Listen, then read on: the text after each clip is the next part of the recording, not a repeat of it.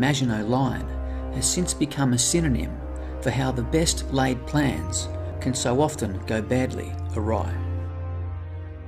Then again, owing to the damage that Gustav would soon wreak upon an impressive system of Soviet fortifications, perhaps the allegedly impregnable Maginot Line was best left untested.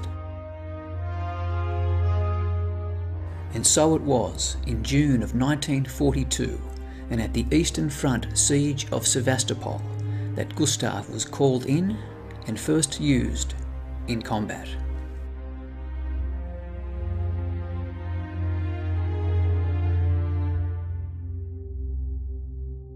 In spite of a massive conventional German aerial and artillery bombardment, the tenacious Soviets, safely hidden in their massive underground bunkers, had so far managed to hold the strategically critical port city of Sevastopol.